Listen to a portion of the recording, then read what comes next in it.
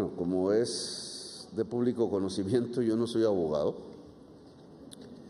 entonces mi formación profesional ha corrido por otros caminos, otras sendas. Sí estudié en el externado, lo cual me permitió un contacto en aquellas épocas con lo más granado del mundo jurídico colombiano, que lamentablemente en buena parte terminó asesinado en el Palacio de Justicia.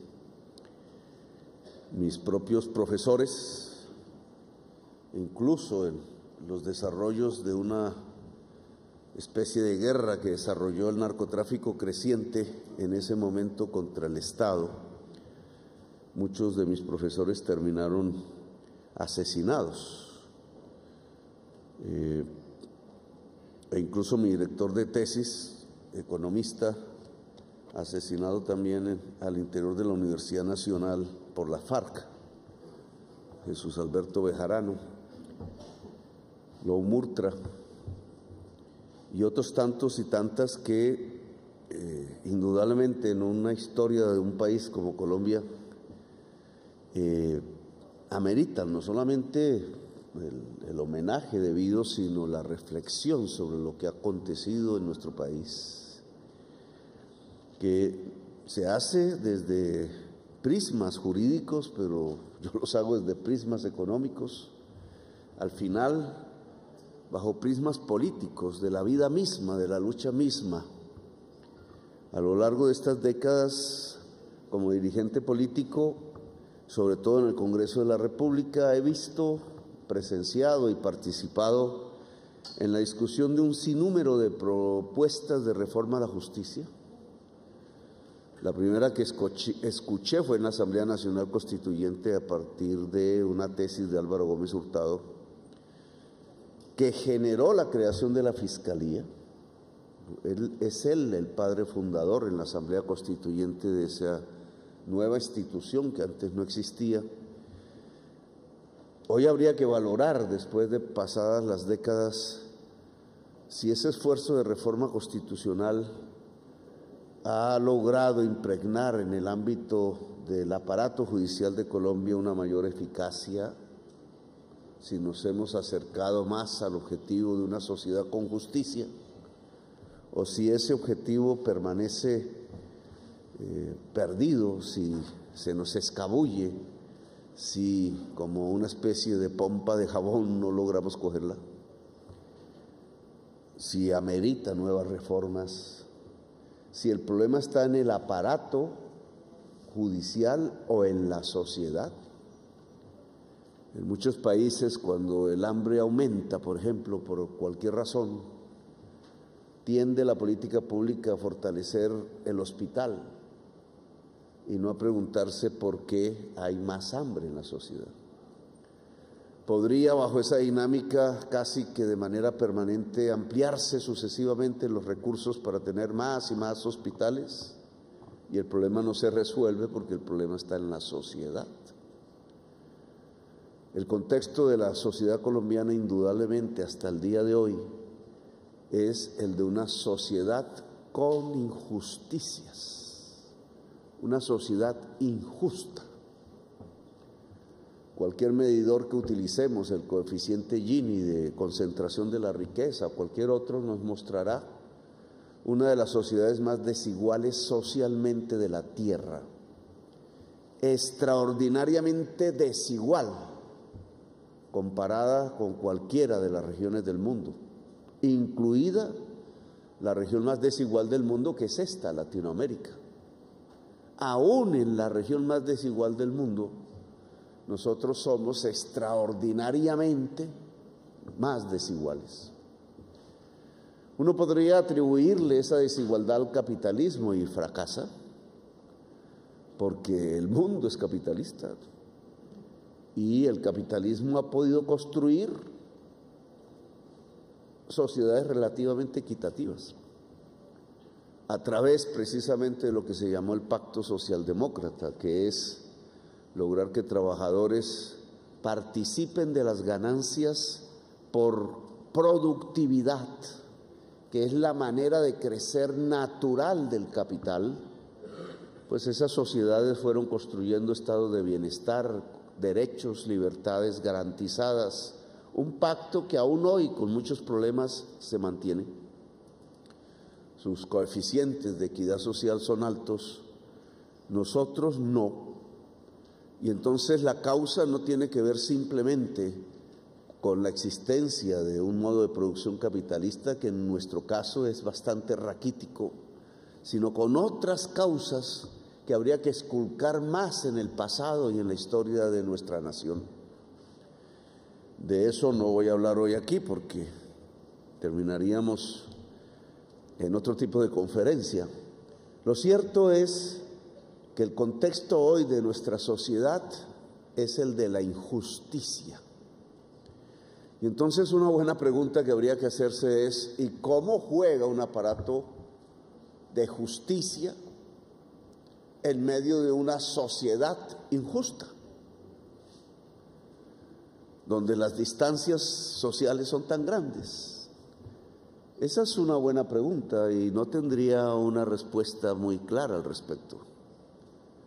Porque para provocar justicia dentro de una sociedad injusta, no solamente hace falta un aparato judicial muy audaz, con el debido respeto aquí de las mentalidades políticas, poco conservador, para poder saltar esas distancias sociales desde las decisiones de un juez, cualesquiera que sea su competencia, pero indudablemente el aparato judicial se vería pequeño ante el desafío de cómo construir una sociedad equitativa en Colombia, cómo construir una sociedad justa. Es un proceso político, es un proceso que tiene que ver con el poder, es un proceso que tiene que ver con la misma sociedad y la toma de decisiones, es un proceso integral y complejo que pasa por los procesos económicos y no solamente jurídicos, que pasa incluso por los contextos internacionales, etcétera. Solo el aparato judicial jugaría un papel parcial para la construcción de una sociedad justa. Si nosotros no construimos una sociedad justa, no salimos de la violencia. La violencia que vivimos en sus múltiples formas, intensidades, fases, que han cambiado a partir del paso de las décadas, esa violencia no es más sino la expresión de la falta de un contrato nacional. Como dijese Rousseau, no se ha efectuado el contrato social en Colombia, no hemos construido una nación. Una nación solo puede construirse a partir de un pacto de sus integrantes, decían los maestros liberales de antaño, de hace unos siglos. El pacto social es fundamental en la base constitutiva de una nación. Una nación no se construye por voluntad de unos en contra de los otros y las otras. El concepto de nación está articulado íntimamente al concepto de trato, de pacto, de acuerdo. Acuerdo nacional, a veces decimos. En Colombia, en los procesos históricos que hemos vivido, ese acuerdo no ha existido hasta en unas pocas ocasiones, como la que contemplamos en la Asamblea Nacional Constituyente en 1991. Un pacto balbuciante que aún no se realiza. Pues uno de los objetivos para construir una sociedad justa, en mi opinión, es poder volver realidad el texto de la Constitución del 91. A lo mejor la Constitución que leemos es el eje central de un acuerdo nacional que hay que volver vivo para que se pueda aplicar en todo el país. Las posibilidades que los derechos, por una parte, se garanticen y por otra parte sean universales, que es la definición básica de un derecho. Cuando se habla de un derecho, si se parte porque en una sociedad unos pueden acceder a ese derecho, incluso pagándolo, y otros no, entonces no es derecho. El derecho por definición tiene que ser universal. Y si es universal por derecho, no puede tener una barrera de entrada monetaria. No es el mercado el que garantiza los derechos. Tendría que ser el Estado y la sociedad misma la que garantice la universalidad de los derechos, y aquí empezamos una discusión política. A partir del 91, prácticamente todos los derechos consagrados allí como universales están siendo tramitados por mecanismos de mercado. Es lo que llamamos el neoliberalismo. Es la época neoliberal que sigue hasta el día de hoy de manera moribunda, porque el neoliberalismo fracasó en el mundo. Nos trajo las crisis que estamos viviendo hoy, la policrisis que llaman los ricos de Davos, la guerra, el hambre, la parálisis económica, la crisis climática y la enfermedad. Lo acabamos de vivir. Después de sentir que éramos la generación que más consumía y que podía progresar más, en cuestión de unos años, pocos, estos que acaban de pasar, hemos estado viviendo, incluso personalmente, todos nosotros, la crisis de esa manera de entender el mundo y de gobernarlo, a partir del COVID, por ejemplo, de la crisis económica, de la guerra, de la pobreza creciente y no decreciente como se nos insinuaba antes. Está muriendo una manera de gobernar el mundo, está en su crisis, algo nuevo aparecerá, no necesariamente mejor, pero esa muerte de esa manera de entender el mundo que creía, que presumía que la felicidad del ser humano se maximizaba a partir de la libertad del mercado, pues nos trajo fue la posibilidad de que la humanidad a la que se invitaba a la maximización del bienestar está a punto de extinguirse como especie, como lo dicen los científicos de la crisis climática. Bien, pues en Colombia, a partir del 91, los derechos que consagró la Constitución del 91 están regulados, están reglamentados vía ley a través de una concepción única que consiste en pensar y creer que el mercado, actuando libremente, puede garantizar la universalidad del derecho. Creo que aquí tenemos una de nuestras grandes confusiones y errores como sociedad, porque en ninguna parte, al cabo ya de estas 3 décadas, se ha conquistado ningún derecho con carácter universal a partir del mercado, ni en la educación, ni en la salud, a menos que se cuente como derecho el simple hecho de tener una tarjeta de afiliación, ni en las pensiones, ni en el trabajo, ni en la vida. El derecho a la vida hoy en Colombia no es universal, ni en los demás. Y por eso un poco el llamado de nuestro gobierno es a reformular los métodos para garantizar que un derecho sea universal en Colombia. Esa es la discusión política, obviamente, y que será jurídica también. ¿Es posible garantizar derechos universales con ayuda del mercado, sabiendo su limitación, pero fundamentalmente basados en la acción pública? Si eso lo logramos, Colombia tendrá la posibilidad de un acuerdo nacional. El pacto, el contrato social o el acuerdo, o como se llame, es sobre cómo la sociedad colombiana, cómo sus gentes pueden gozar de derechos universales reales y garantizados. No como en alguna sentencia, tratando de ser realista, se decía de manera progresiva. Lo progresivo se ha vuelto infinito, no se alcanza, sino de manera real. Los derechos fundamentales garantizados realmente son la base de un acuerdo nacional. Pues es mi propuesta. Y la discusión que hemos desarrollado en el Congreso a partir de simplemente unas reformas es esta. Es decir, hay que reconocer el papel limitado del mercado en garantizar la universalidad del derecho y por tanto hay que dejarle simplemente un espacio también limitado y partir de la tesis de que es la acción pública la que puede garantizar esa universalidad. Obviamente esto se llama política, esto se llama discusión entre maneras diferentes de entender la política, pero lo que está en ciernes es si podemos construir la paz, si podemos construir una nación o si definitivamente es inviable la nación colombiana por su tendencia permanente a perpetuarse en la desigualdad social, lo cual rompe cualquier posibilidad de pacto y rompe cualquier posibilidad de nación. Un tema que dejo a la discusión porque los hechos de este gobierno, una vez terminen siendo discusiones jurídicas que lo serán, pues tienen esta filosofía que yo quisiera dejar sobre la mesa.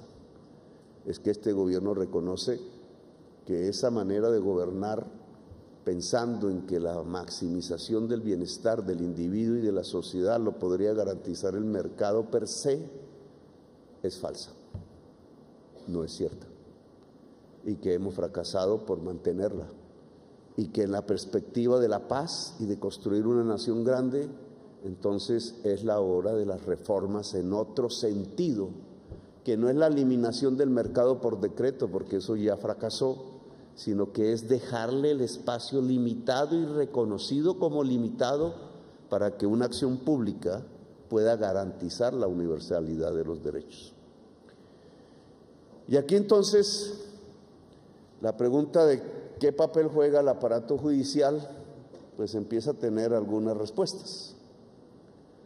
El papel del aparato judicial como el espacio de decisión de última instancia alrededor de la Constitución, ojalá sea el de posibilitar que las reformas puedan garantizar los derechos universales en Colombia. Eso es lo que me parece que sería el principal aporte en un primer momento, sin entrar obviamente a una subordinación del Poder Judicial sobre las decisiones del Congreso o del Ejecutivo y manteniendo su independencia.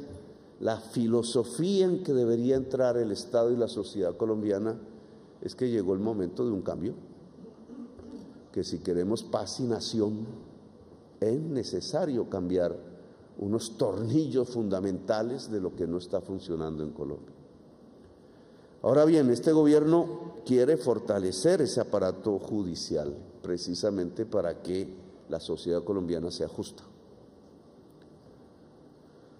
Nosotros no estamos en la perspectiva de hacer reformas a la justicia pensando, que es lo que yo vi en mi experiencia en la Comisión Primera del Senado varias veces, que consiste en cómo el Ejecutivo puede ganar espacios de poder en la conducción, selección de las cúpulas de la justicia. Una y otra vez vi esa reforma entrar, moverse, ser discutida y fracasar. Me parece que una reforma a la justicia no debería tener como objetivo el cómo se maneja el poder dentro del Poder Judicial, disculpen la redundancia, sino cómo el Poder Judicial se puede volver más fuerte para acercarse a la ciudadanía. ¿Cómo podemos tener un poder judicial al lado de la ciudadanía colombiana? Aquí hay varias cosas en contra. La dinámica que ha tenido la Fiscalía desde su creación, salvando indudablemente hechos muy valientes que en las bases y en las cúpulas de la Fiscalía se han dado en estos años que han pasado. Pero la Fiscalía tiende a ser un espacio en donde se dirime el poder político e incluso se dirime la impunidad o no del crimen. Mis investigaciones hechas en el pasado sobre el papel del paramilitarismo dentro del Estado nos mostró cómo esas agrupaciones que tendían a ser las mayores narcotraficantes del momento veían con privilegio cómo cooptar no solamente los instrumentos represivos del gobierno, policía, ejército, de ahí su nombre, no solamente los cuerpos dirigentes de la política, De ahí apareció el nombre de la parapolítica que yo me inventé en mis investigaciones y que llevó el 35% del Senado de la República a la cárcel en virtud de una Corte Suprema muy audaz y muy valiente, que dio un campanazo en las posibilidades de la transformación democrática de Colombia, sino que tenía como objetivo muy central la cooptación de instancias judiciales, específicamente las de la investigación, es decir, la Fiscalía. Esa época de cooptación de la cúpula de la Fiscalía por el paramilitarismo, hoy confesa, debería ser la base de una reflexión alrededor de esta instancia. Porque si la Fiscalía es el principal cuerpo investigador, prácticamente el único del Estado, el crimen organizado, poderoso en sí mismo, buscará su cooptación de manera permanente.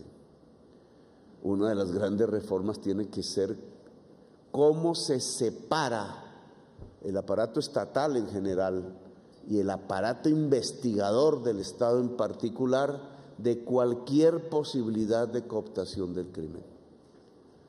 Si el crimen coopta el poder, lo decía ayer en el acto de Daniel Felipe, el grafitero que fue asesinado por pintar en una pared, si el crimen logra el poder político, lo que se potencia en una sociedad es el genocidio.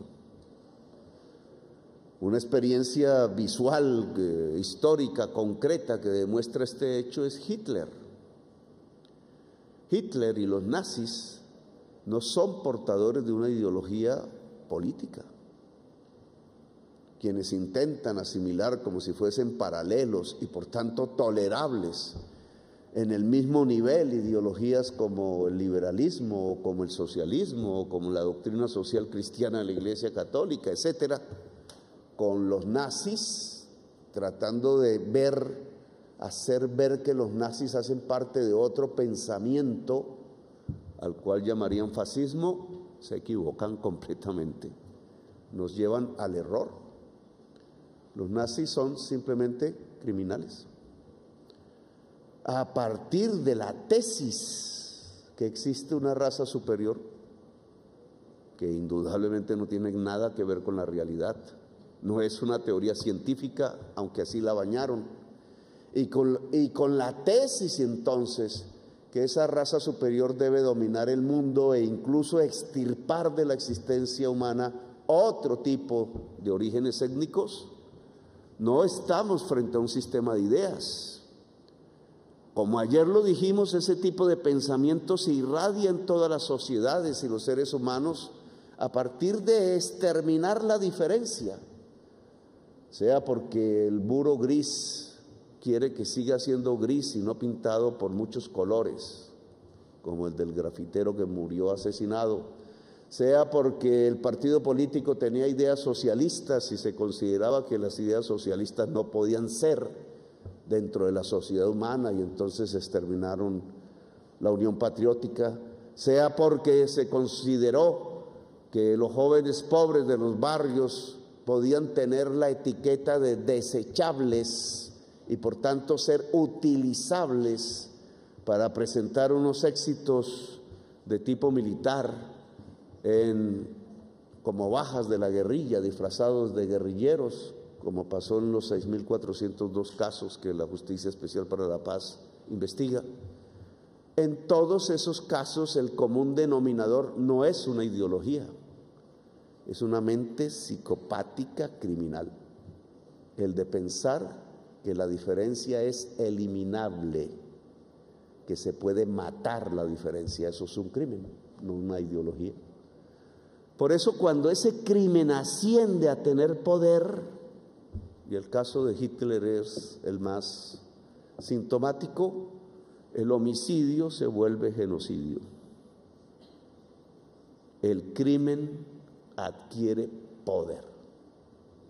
Lo que hemos observado en Colombia durante décadas es cómo el crimen ha venido adquiriendo poder. Y lo que está sucediendo en muchas épocas históricas dentro del aparato investigador de la Fiscalía, lo mismo podría hablarse del Congreso de la República, donde se hacen leyes, u otras instituciones, es que ese crecimiento del crimen en poder coopta la institución estatal. Es decir, nos acercamos a que el homicidio se vuelva genocidio. Por eso nuestras cifras no se cuentan por miles, sino que en determinadas ocasiones se cuentan por centenares de miles de gentes asesinadas, como en la violencia liberal conservadora o como en la violencia paramilitar. Pues uno de los temas de reforma consiste en cómo se brinda el poder de la justicia del poder del crimen. La diferencia entre esos dos es básica. ¿Cómo evitamos que Colombia entre a un nuevo genocidio? ¿Cómo logramos quitarle el poder al crimen? ¿Cómo podemos entonces entregarle el poder a la ciudadanía? ¿Cómo logramos entonces construir una democracia que es el poder de la ciudadanía? Tema de una reforma, en mi opinión. Tema para pensar, porque no simplemente el cambio de normas garantiza el blindaje contra la cooptación. Pero lo que sí tenemos que saber es que en organizaciones criminales empoderadas por la magnitud de los mercados ilícitos que son de escala global, la capacidad del crimen de cooptar el poder es alta, y que si lo logra, solamente repetimos el caso de Hitler en nuestra propia historia y en nuestra propia sociedad, en pequeño, en mediano o en grande. La capacidad del crimen de desatar el genocidio. No puede haber una justicia al lado de la ciudadanía si esto ocurre, indudablemente. Y creo que es el problema mayor, no el único. Al lado de ese está la cooptación de la justicia por el poder político. Me dicen ahora que presenté una terna de personas que no conozco personalmente, que las conocí fue a través de mis propias investigaciones en los procesos judiciales, viendo cómo como fiscales actuaban en los procesos, sin tener contacto personal, procesos que tenían que ver con el paramilitarismo, es decir, con este tema que acabo de explicar. Y básicamente porque sentí que a pesar de la amenaza de muerte y la probabilidad casi segura de la muerte, no se arrodillaban en el proceso y trataban de encontrar la verdad judicial. Me dicen a raíz de ese hecho que yo soy un tonto porque lo que debería hacer es una terna de amigos muy cercanos, porque ese es el poder de un presidente, porque el fiscal tiene más poder que el presidente, tiene el poder de quitar o donar la libertad, y eso no lo tiene un presidente, la libertad. Y si es un amigo del presidente, el presidente entonces adquiere por transición, por ley transitiva, la posibilidad de apresar o no apresar a través de su prisma político, no a través de su prisma judicial. ¿A quién podría yo hacer apresar si el fiscal es mi amigo?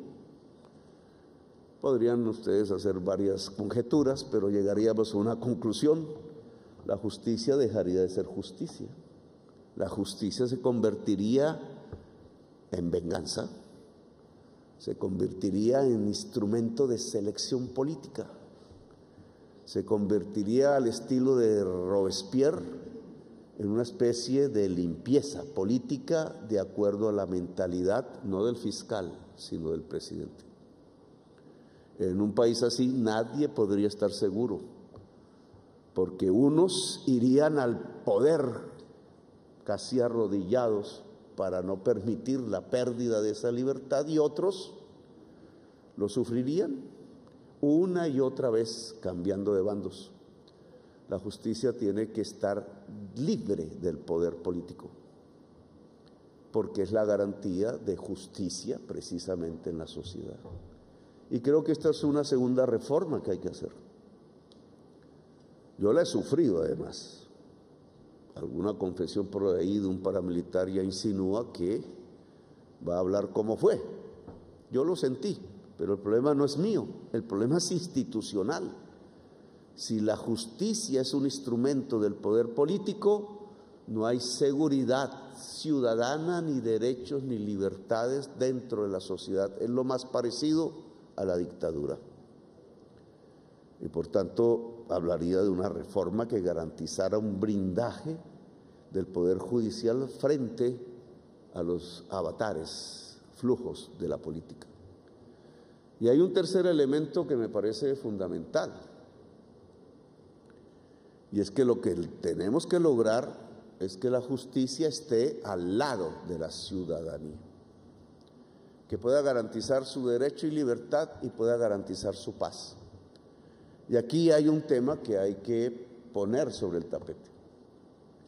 En estos 20 años que arrancan con la discusión de la Ley de Justicia y Paz, en la que participé como ponente, recuerdo que hicimos un proyecto alternativo cuya diferencia era que frente al proyecto del gobierno, el requisito para adquirir beneficios jurídicos a los paramilitares fuese decir la verdad. El proyecto nuestro se hundió, obviamente, y pasó el del gobierno, pero al final la Corte Constitucional restituyó ese principio y cambió todo, porque supeditó el beneficio jurídico a la verdad, y la verdad en el caso del paramilitarismo resultó que era desnudar el poder, porque el paramilitarismo estaba en el poder político, es decir, el crimen tenía el poder y por eso hubo un genocidio. Ese proceso desatado, con sus peripecias, su institucionalidad, los jueces de justicia y paz, luego con la FARC, el de la Justicia Especial para la Paz, etcétera, ha traído a la sociedad un tema que es la verdad, que antes no existía. La verdad, no solo la verdad histórica contada en libros o periodística, sino la verdad judicial. Y hemos pensado a través de estas discusiones como sociedad que la verdad es un requisito de la reconciliación y por tanto de la paz, vía la reparación de las víctimas y la no repetición, dicen los juristas. Por sentencia de la Corte Constitucional, en los tribunales de la justicia transicional solo entran quienes portaron el uniforme en el fondo, sea del ejército, sea de la guerrilla, sea de los paramilitares, quienes dispararon directamente las armas. Pero todos sabemos que los agentes de la violencia no son ellos propiamente, sino que detrás hay un motor que impulsó a miles de jóvenes fundamentalmente a matarse entre sí. A eso se les han llamado los terceros. La sentencia de la Corte Constitucional dijo: los terceros no son juzgables por la justicia transicional. Algo parecido podría surgir hoy en un nuevo debate jurídico alrededor de con quién se habla y con quién no se habla. No son juzgables, entonces son juzgables por la ordinaria y por tanto investigables por la Fiscalía. El presidente de la JEP me ha dicho que en esos años se han trasladado, por tanto, 17,000 procesos de terceros a la justicia ordinaria. 17,000. No necesariamente 17,000 personas, pero algo similar. Los verdaderos auspiciadores de la violencia. En la prensa hemos visto cómo generales, mayores, soldados confiesan o son condenados en justicia transicional. Hemos visto cómo comandantes guerrilleros, etcétera, pasa lo mismo. Hemos visto cómo jefes paramilitares incluso han sido extraditados para que no hablaran. Pero ¿qué pasa con quienes auspiciaron la violencia? Que están ahí, que están caminando, no tanto caminando,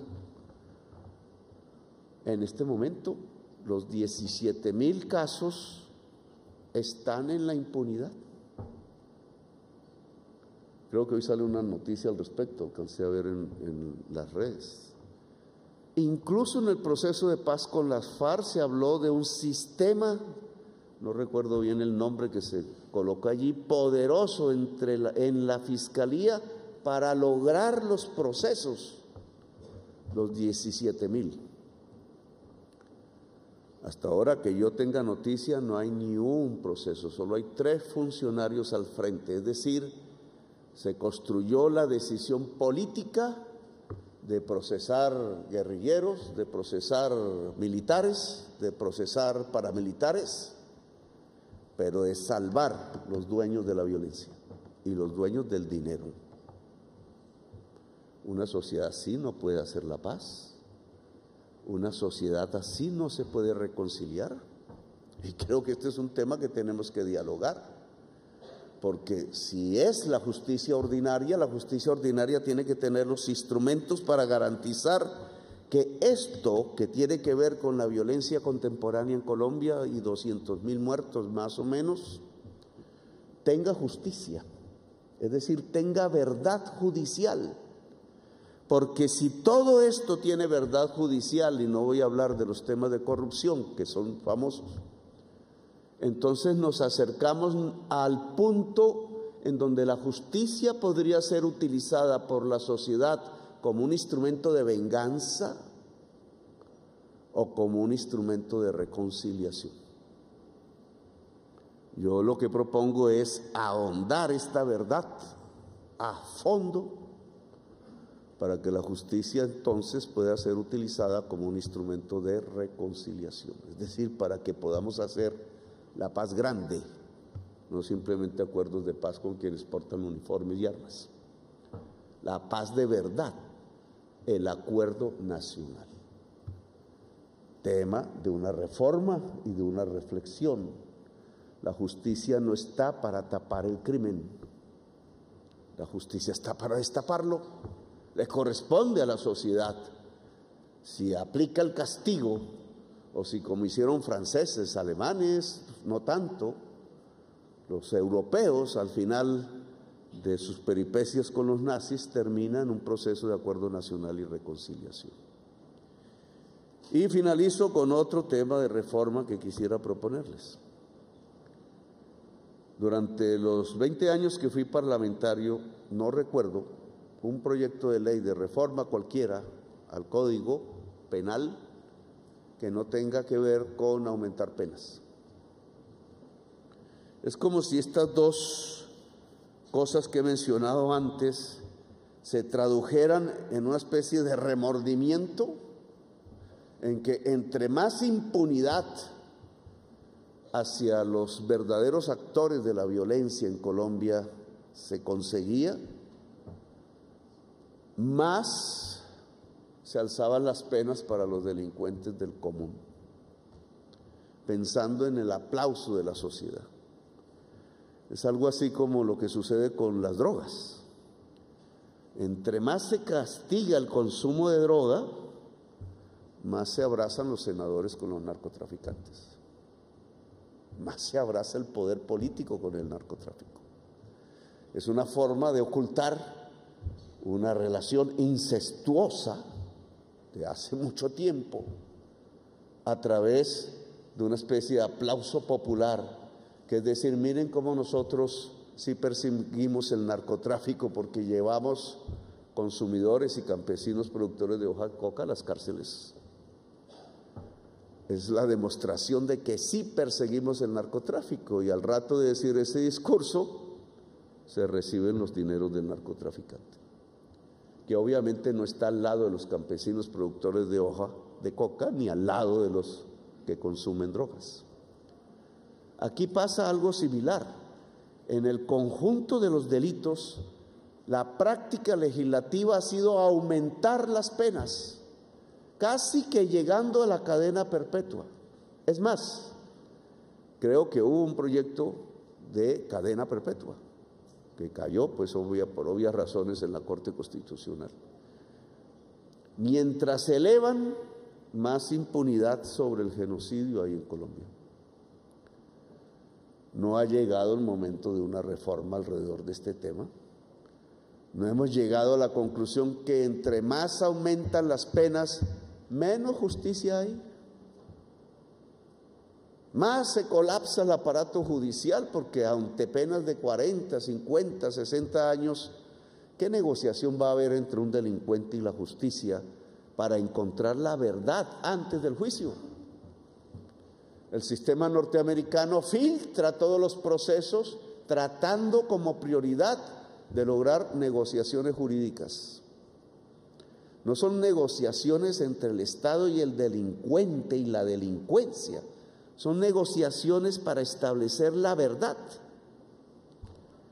Y si se logra, pues adquieren beneficios jurídicos, para eso lo hacen, es decir, menos penas. No está centrado el sistema en la alta pena, está centrado el sistema en la verdad judicial y se vuelve eficaz. Pues yo propondría, como parte de una reforma al sistema judicial colombiano, centrarnos en la verdad y no en la alta pena. Lograr eficacia, por tanto, abrir las posibilidades de la negociación en todos los terrenos del delito para que pueda haber justicia y no impunidad, y de esta manera desmontar 20 años de una especie de populismo punitivo, le llaman en la prensa, que es mentiroso, que trae votos, sí, que trae aplausos populares, sí. Incluso como insurgente yo fui testigo de eso. Si usted a un ladrón de vacas le organiza una asamblea popular en la vereda para que determine qué castigo tiene el ladrón de vacas, hay un resultado casi que garantizado: la muerte del ladrón de vacas. Esa es la justicia popular. Y precisamente porque esa es la justicia popular es que se crearon los códigos y las normas y el derecho y los procedimientos y las garantías, porque si no, siempre sería la muerte el resultado final. Pues aquí estamos como en el terreno de la Asamblea Popular, el aplauso electoral, en la medida en que se ponen penas que casi que equivalen a la cadena perpetua y a la pena de muerte, y le quitan toda eficacia a la justicia, porque entonces nunca o muy pocas veces se llega a la verdad judicial. Reforma que propongo: desmontemos eso y hagamos gravitar el proceso penal ordinario, el no ordinario ya lo es por definición, hacia la eficacia y la verdad judicial, porque la verdad es lo que nos lleva a la posibilidad de reconciliación, de reparación de las víctimas y por tanto de paz. Este gobierno propone profundizar a fondo la verdad, pero para reconciliarnos, no para vengarnos, es decir, para alcanzar la paz. Bueno, creo que me alargué en mi discusión aquí con ustedes, pero era lo que quería transmitirle como unas ideas que se han construido en el gobierno. Gracias por haberme escuchado, muy mal.